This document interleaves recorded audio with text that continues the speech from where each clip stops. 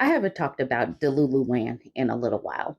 Delululand is our modern day fairy tale that is still being sold to women and men, where you go off, you get married, everything's going to be sunshine, cupcakes, and butterflies. This is where the men have a woman that is out baking for them, keeps the home, is a bang maid, has their kids, wants nothing in return except to serve her man, and the man just has to go to work, and that is pretty much all he is responsible for. That is the Delululand story that we have been told. Reality is a little bit different, though. The people that have bought into the Delululand story, if you are a woman, you are at risk of falling victim to the trad wife to poverty pipeline. So we have a few things that we're going to discuss. First, watch this video from Blair Walnuts where she is talking about the traditional housewife to single and poor pipeline. I've talked about this before. I've shared story times of other women already before, but we're going to discuss her. I mean, we're going to play her video. If you're on my TikTok page, just click into the caption. Her video will pop up. If you're on my YouTube page, her video will show. But I do want to talk about some of the comments that were on her post. If your husband leaves you, you're going to be poor. You'll live in your car and you'll have no money for anything. You're being sold a lie right now all over the internet with these traditional housewife bullshit things. Yes, it's fun to have a man pay for your entire life, but in exchange, you have to wash his dirty socks, make sourdough bread from scratch, and run after his crying children. And you might be saying, well, I really want to do that. I would love a man to do that. I like the traditional gender roles. Do you not realize what happens if you don't have a career and you don't have a bank account once that man leaves? You are going to be 40 years old with no job, no money, and no skills. And then you have to rely on this man who currently wants to leave you, divorce you, and take everything to feed you, to give you some money, some alimony, some child support. He won't. You'll fight for it until the end of your days in court. What's the solution then? Obviously, start your own little business on the side that makes money, or make him pay you and compensate you for all this unpaid labor you're currently doing. Remind him how much it would cost if he had to pay for a therapist, mother, maid, nymph, then a virgin, housekeeper, house cleaner, house cook, and butler. Think about it, girls. Don't be dumb. Okay, so Pokey Spider says you can be feminine, wife material, and still have your own money and security. Recognize that yes, you can still go to college, get some career experience under your belt, have different certificates all before becoming a wife and mother. If you choose to go down the path where you stay home from work, or you can afford to take some time out of the workforce, make sure that you have a career experience, something to help build your resume because you never know. Then Christina, who has a blue check mark, all these people in the comments don't know Jesus or have a God centered marriage, and that is the problem. That's the problem. People like her don't want women to have a backup plan. The person that followed her says, I work in an organization that specifically helps people who face domestic violence. I have seen many relationships centered around God become a woman's living hell. I'm talking husbands that have tried to unalive their wives, have strangled them, have held them hostage in their own homes. This world puts people in danger. And then Christina responds to Ari, says, do not blame God and refer to your creator as a little g for people's demonic possession and mental illness. Even Satan knows scripture, and that God exists doesn't mean he worships him. And so that's the thing. That's how these Christian people continue to move the goalposts. Have a God centered marriage, cool. Well, what happens when things go wrong? Well, that marriage wasn't really God centered. Women really can't win no matter what. So that is the reason why living on this earth that is not, anybody's heaven or hell, women need to have backup plans just in case things do go left, and just in case the person that you chose was actually Satan, according to Christina. So, Banana in My Pocket says, once he leaves, why are you marrying men like that? So, that makes it like women are marrying knowing that their husband are going to leave. That's not the point. The point is to be good, to be able to survive and thrive no matter if you have a person in the house living with you or if you are single or whatever. You need to be able to survive and thrive regardless. So Roy comes in and says, well, he could also die, no, or become disabled. She is right, be smart. And then Banana in My Pocket says, if he has life insurance, you get the money. If you're legal partners and he becomes disabled, he'll get disability. If he doesn't have life insurance, then yeah, you'll have to get a job, but you won't become destitute. If you rely on your husband for income and something happens to him, worst outcome, you'll have to downsize and reduce expenses. This person is currently residing in Delulu land. This person, because most people right now, if they get a flat tire, they could be behind on rent. People are very, very behind in money right now. So this type of sentiment will put other folks in the poorhouse. Don't listen to Banana in My Pocket. And we've seen this advice before, but it's important enough and worth repeating. Giving someone the power to feed you is also giving them the power to starve you. Don't put all of your eggs in somebody else's basket, because as soon as that person's feelings towards you shift, life shifts for them, that can impact your ability to eat. And if you are the mom, if you are the wife, then that could also impact your children's ability to eat. So please don't do this. Stop doing this without some kind of backup plan. Now I want to shift to a story time from this woman. This woman is talking about a stay-at-home mom, a woman who was with her man for years, and then all of a sudden he decides to leave her. She has no work experience, she has no education, she has no money. This man sold everything from under her and then left her for a younger woman. Now, she's in her 50s, I believe this woman says. She's in her 50s, having to start over, having to get a job. And that's one of the things that these polished up trad wives, these trad wife influencers don't talk about. What if you are 50 something and need to get a job and you have no experience? That's the reason why I will continue to tell these stories. So we're going to watch this story next. If you're on TikTok, just click into the caption. You can watch the video. If you're on YouTube, here it comes. So I wanted to share with you guys a story of when I was a recruiter. And I'm only telling you guys this because I saw a video that I couldn't stitch about this girl talking about being a stay-at-home mom and how she would never be a stay-at-home mom again because she had like a failed relationship where, you know, she was given everything and everything was taken from her. So this reminded me of this. When I was a recruiter, I worked for a staffing agency, and you know, I had people come in and apply all the time. And this lady came in one day looking for a job. This lady was beautiful. She's very pretty. She was older. She was maybe like late 50s, early 60s, but she was a beautiful lady. She dressed very well. She had designer stuff. You know, she was very pretty. And you know, when I saw her, my first assumption was, oh, she's probably looking for like an office job. You know, I just assumed that that's what she was looking for. And, you know, when it was time for me to interview her, I asked her, like, oh, you know, what kind of experience do you have? She told me, I've never had a job. Never had a job. I have no experience. She's like, I've been a mom, stay-at-home mom, like, but I need to work. So I was like, oh, okay, like, let me see how I can help you. Start asking her more questions, blah, blah, blah. So this lady, as I'm talking to her, she seemed so uncomfortable, so ashamed, so embarrassed. And I felt bad because I was like, what's wrong with her, you know? And she just seemed like she needed to talk. And I asked her, are you okay? And she just lets it all out. She's like, I never worked because I was a stay-at-home mom. I have 2 kids. My husband made me good money. My husband treated me like a queen. I never did anything. And my husband left me. She says, my husband left me for someone younger.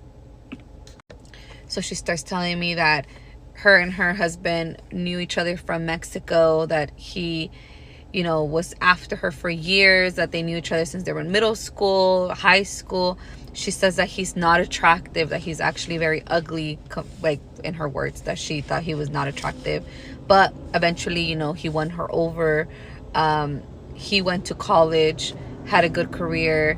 She stopped going to school because they got engaged. She got married. She got pregnant. She supported him to do all his stuff. He had a really good job. I think she told me he was like an engineer, I think. And, you know, she just trusted him. Like, she was set. She thought she was set. She says that she had only had 2 kids. Her oldest son was like almost 30, and her youngest was like in his early 20s, and they were both, had left home already. And she says that she just never thought that, her and her husband were ever gonna get separated, that he treated her like a fucking queen. She says until he started talking about building a home in Mexico, that they had already bought like a ranch over there, but they hadn't built anything. So he started like pushing for them to start building. So he convinced her to sell their home because their kids were gone. Like he was always out. Like I guess he would go out a lot on business trips, like work trips. And she says that, she trusted him. So she just did everything that he said. She says that she had no idea how much money they had. She had a credit card, and that was it. She didn't have access to bank accounts. She didn't know anything. She just trusted him with everything. He paid everything. And she says that they sold their home. They moved into a small apartment, temporary, because they were going to go to Mexico. They started selling their cars, their boats, their jet skis, quads. She says they had all this stuff. They started selling everything. And he was telling her, I'm sending everything to Mexico to build this home. So she believed them. She says that he left for a business trip, and I guess he was gone longer than normal, and it was like 2 weeks. And she says that in that 2 weeks, she didn't hear from him, and she got served with divorce papers. She says before he left on this trip, everything was fine. Like, super happy. He was super the same like always. So she was fucking confused. She says that, she tried reaching out to him. He just ignored her completely, left her with a small chunk of money, and that was it. She says that she didn't know anything about divorce, so she didn't get prepared. She didn't get a lawyer. She didn't, get anything. She said she was ashamed to tell her family. She didn't tell no one. She went through it alone. And long story short, she got nothing. She says that she did get, I guess, a small amount of alimony, but she said it's very little. And she says that all their assets were gone, so she didn't get anything. That she says she did bring up the Mexico situation, but I guess he had sent everything to the sister. So the things were under his sister's name. I don't know what he did, but he screwed her over. And she later found out, once their divorce was final, that he was with this younger girl. And I guess they had been together the whole time. They had been together for like years before he filed for divorce, and she had no idea. And this girl was early, like 30s, I think she said. She was younger. She had no kids, blah, blah, blah. And this man is out there in Mexico living his best life with his new wife. And I guess she's pregnant, a whole drama. So this lady's like, I gave up my fucking life. I gave up my career. I wanted to go to school. I wanted to do all these things. And he would always tell me, I got you. Don't worry. You stay at home. Focus on being a mom. Like, don't stress about anything. I got you. I got you. Treated her like a queen. Bought her all these things. Had her set. And boom. Just like that, he left her. So she's like, I can't survive off alimony. She's like, my sons, they already have someone. I guess her older son was already married, and they lived somewhere far. And she talked about her moving in with them, and his wife wasn't very happy about it. So, they ended up not doing it. Her younger son was like, I guess, in and out of college, so he wasn't able to help her. So she said she was renting a room with an old friend and getting by, and she says that she has nothing, and that's why she needed a job. So I ended up sending her somewhere. I forgot where I sent her to work, and she ended up doing really good there. And I think she's still there. Like, she ended up doing really good with that. But it made me realize how some of us sometimes are so naive when it comes to life. Like, we forget how people are so deceiving, and people will switch up on you like nothing. Your own kids, your own partner, your own freaking parents be doing crazy shit. So now imagine you're a partner, someone that's nothing to you. You think they're not gonna switch up on you? My grandma used to always tell me, si vas a trabajar, save money. If you're gonna work, save money. Have your little stash, make your own little Always work on you, because you never know. And it's true. I'm married, happily married, and but I always have that in the back of my mind. Not just that he will, what if he does some shit like that, but what if he dies? Like, what if something happens where I have no one? I can't live my life depending on one person. And this is nothing against stay-at-home moms, okay? Because I know a lot of stay-at-home moms that have a lot of shit going for themselves. Like, they work on themselves. They have careers. They still have their own goals and aspirations, but they just, focus on being at home, which is fine.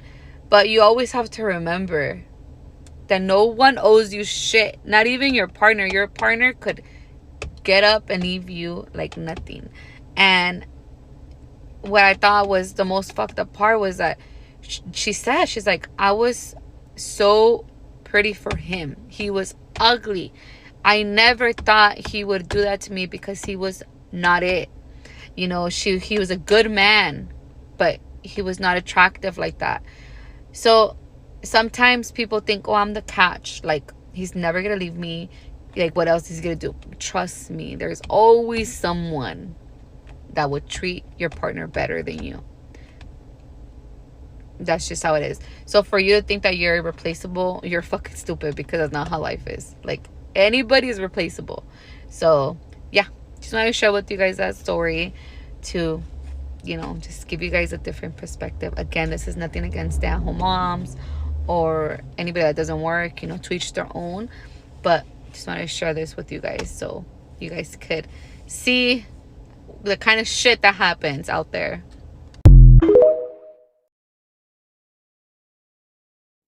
Lastly, we're going to talk about this video. This woman, I presume, is an auntie talking to a niece or something, and she is given the lowdown on what her sister did to get out of a bad relationship. Now, this video was posted on YouTube, and then I started looking in some of the comments, and it is crazy how many women had to start over, do it covertly, do it silently, just to have some job experience, just to get their driver's license, to get some money, to buy a car, to get away from a husband.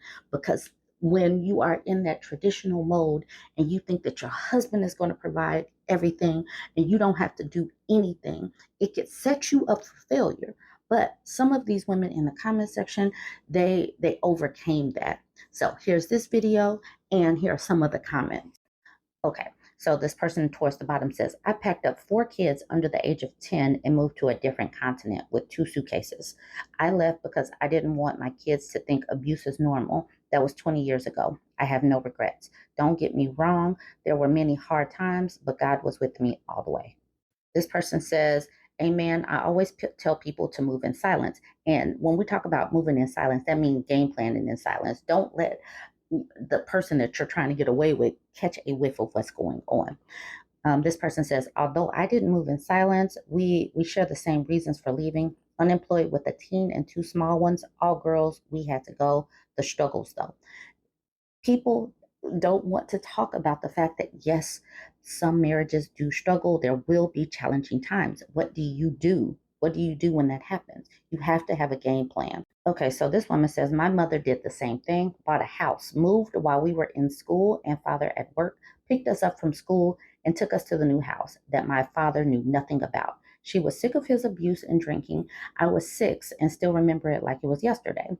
And then this person says, this is what the modern Black man despises, an intelligent, hardworking Black woman who proves she absolutely does not need or want him. Now, I know that people always want to say, you're supposed to just let the person lead or whatever.